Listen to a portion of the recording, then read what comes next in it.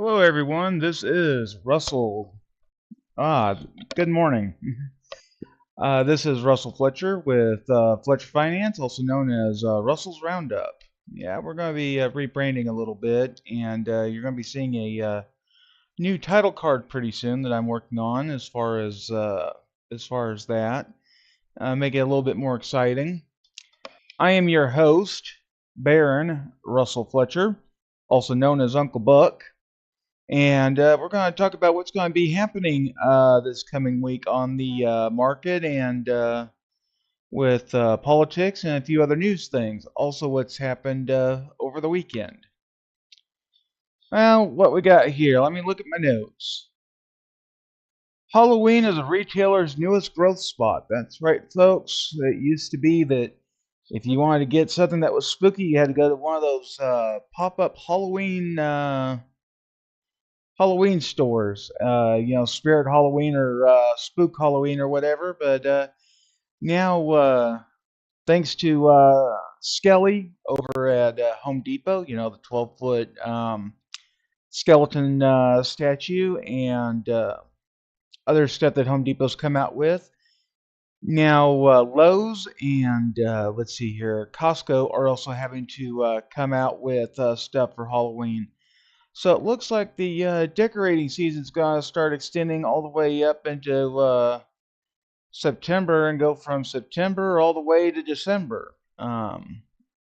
Every year they got to outdo each other, so this should be interesting.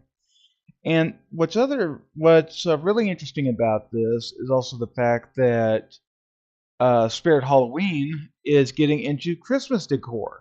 They're launching a pilot program in the Northeast this year of the United States, getting into Christmas decor. So rather than these companies staying apart from each other, one doing Christmas and the other one doing Halloween, the Halloween guys have started to do Christmas, and the Christmas guys have started to do Halloween. It's going to be very interesting. Let's see here. Looking at my notes here. The National Retail Federation is expecting Americans to spend $11.6 billion on Halloween this year after a record $12.2 billion last year. And it's not just Spirit Halloween. Man, I tell you what, that is a lot of money. Especially for just this camera here for a second. So just hold on with me, folks. That's a lot of money for a one-day holiday, and I can see wanting to decorate nicely for Halloween and stuff. But yeah, we used to make our Halloween decorations, and now it's everything's got to be bought, everything's got to be store bought. So it's going to be interesting. But the nice thing is that once you buy your decorations, you can always store them away for next year. Unless you want to get crazy with them, or somebody decides to take off with them in your yard or whatever. But that's why we have Ring cameras these days. So we got that going on. And then what else do we have going on that's come up on the weekend here and coming week? Ah, yes. The economics of running a haunted house. Haunted houses are starting to become very popular. Urban areas. People are using abandoned buildings and stuff to come up with their haunted houses and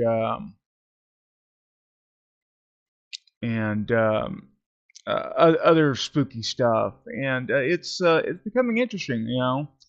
Not like the economy's scary enough already, along with politics, especially this time of year, with the presidential election coming up and world events and everything. I mean, there's enough to spook you already. You don't really need a haunted house to do that. But at least in a haunted house, it's a controlled environment. And a little tidbit for everybody out there that's watching this. I used to work at a pumpkin patch as a scare actor, and that's not, in a corn maze. Yeah, I got Big Mama over here reminding me of details. Um, which is not unusual for where I'm at. But what is unusual is there's one year when I was working in the corn maze, and I didn't uh, I didn't hear the call that we were closing. And the way that this operation operated was that they would always do a head count at the end to make sure that everybody got out of the corn maze, all the actors and everything. And they kept coming up one short, and they kept going through trying to find this one person. Well, that one person happened to be me, and even though I'm a big guy, I was hiding so well that it took them 30 minutes to finally figure out why they couldn't find me, and they had to get on their bullhorn and say that we were closed down for the evening.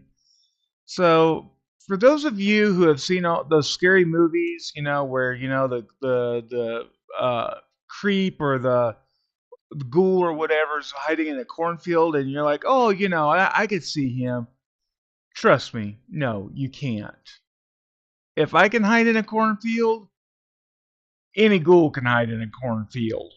So just keep that in mind as you're watching this season's holiday Halloween specials.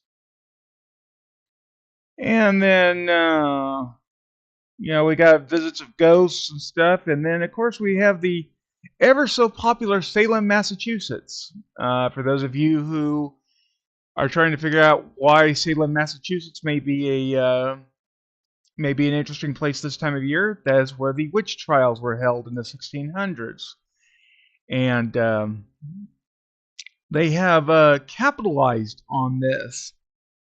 And if you ever get a chance to go, I suggest going. But I would suggest going any other time but Halloween the first time around. It's from what I have seen and from what I've heard from people that I know that have gone during their off season. Salem is a very beautiful little place, very beautiful little town. And then the second time you go during Halloween. That's when they really pull out all the stops and really really, get into that whole witchcraft thing. And then, of course, we can never, ever, ever forget the wonderful movie from Disney called Hocus Pocus. I mean, they shot a lot of that in Salem on location. And not only that, but it's just a funny movie. It really is. Every year, I watch little snippets of it if I can't get around to watching the whole thing. It just makes me laugh. And I'll tell you the thing that makes me laugh the most is when that one witch rides a vacuum cleaner. I mean, I ever since the first time I saw that film as a kid, that one witch riding that vacuum cleaner um, has uh, has always tickled my funny bone. So go ahead and go ahead and think about that, during this season, because Halloween's only a few days away. So, and speaking of that, if you have not bought your candy yet, or if you have bought your candy earlier this month and ate it all already, uh, go out and buy some more. Yeah, don't leave that to the last minute. And as Big Mama over here was telling me, that I should remind everybody that if you have black cats, those furry, wonderful little felines with love razors on their feet and that purr, if you have black cats, make sure to take care of them during this time of year.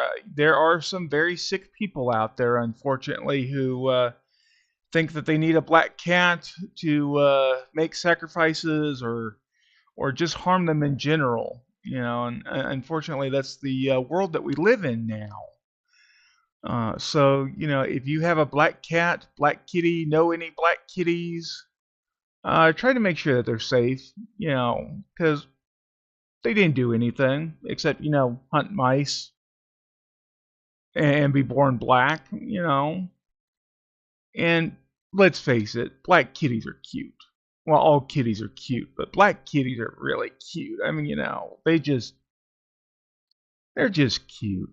And yes, I'm a sucker for cats. And if you're wondering, no, I don't have any cats, but my partner, um, she has a lot of cats.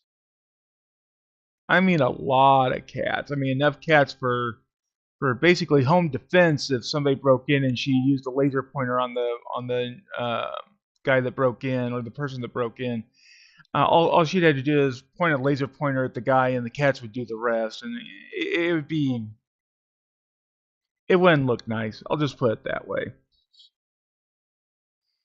And then, of course, with traveling and everything, we have Transylvania over in the Balkans, where Dracula is.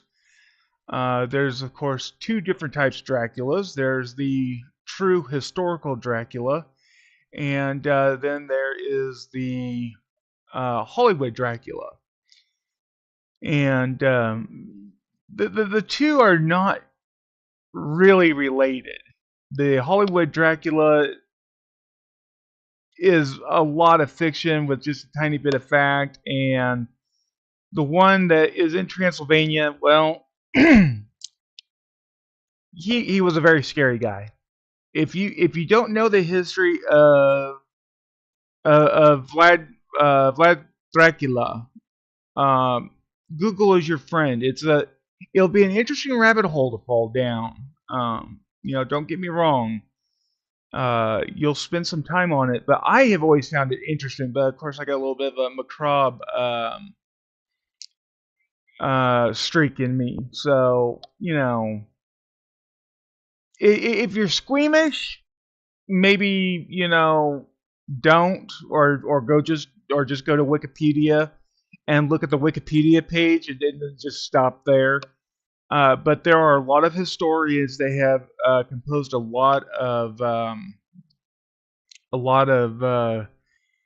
wonderful historical documentation on the real Dracula in Transylvania. And he's a real interesting guy. Very bloodthirsty, but interesting. So where have we been doing? I'm still looking at my notes here.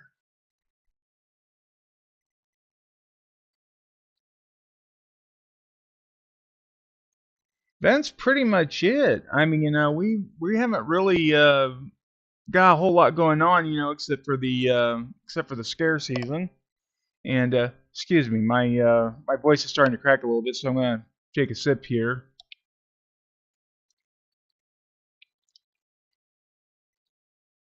There we go. We got voting coming up, which excuse me, if you haven't voted yet, go vote.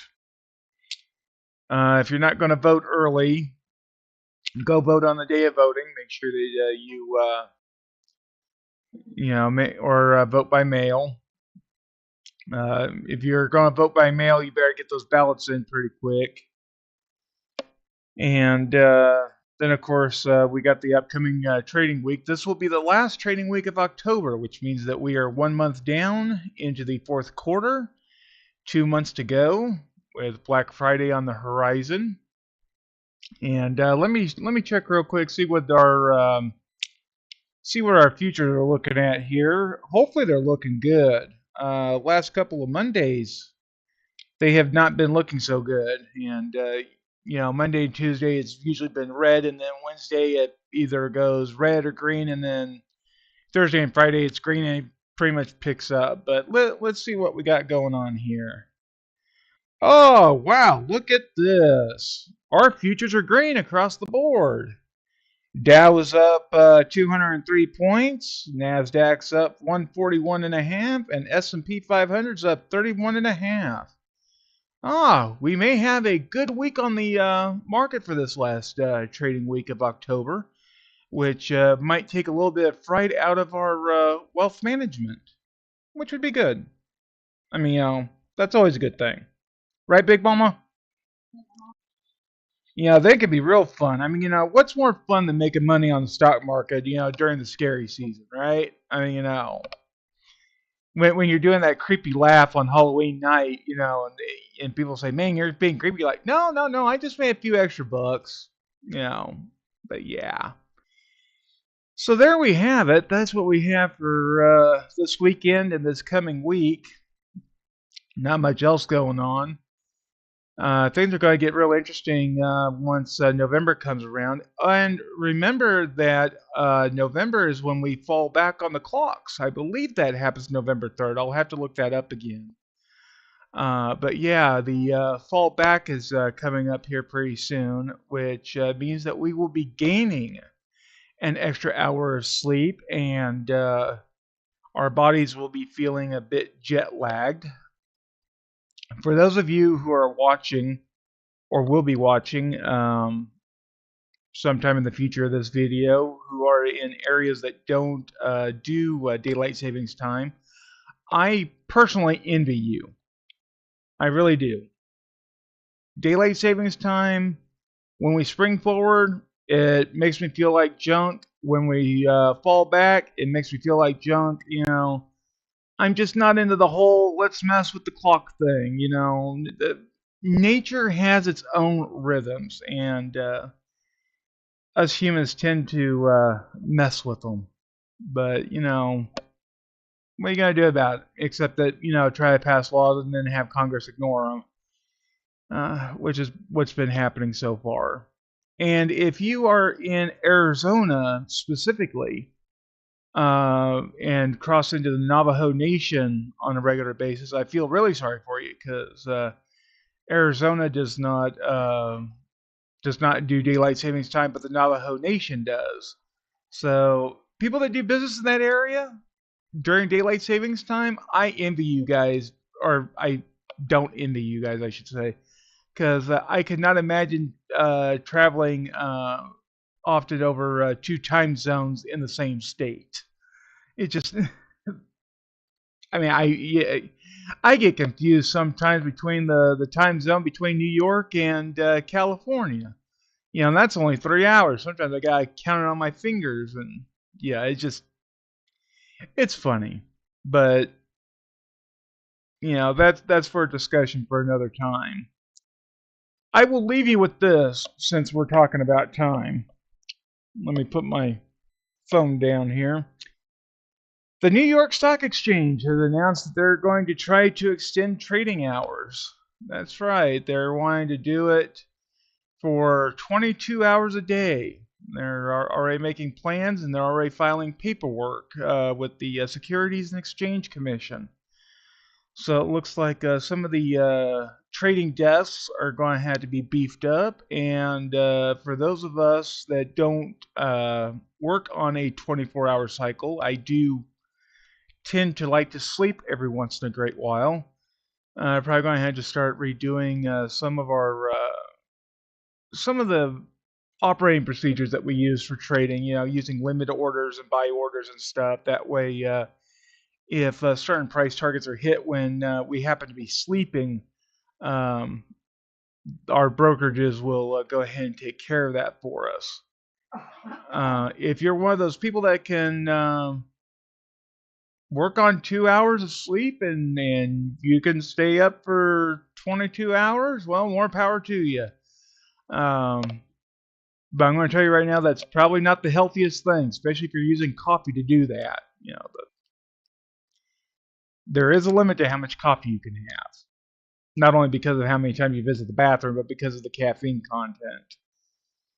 So that's coming up, and that was spurred on by the fact that cryptocurrency markets are open 24/7. So at least they're giving us the weekend off still. Here in the future, so far, here in the future, that may be the next hurdle is 7 day a week trading. That's going to be real interesting, but I might do a whole video on that whole thing because yeah, I got some very deep opinions on that.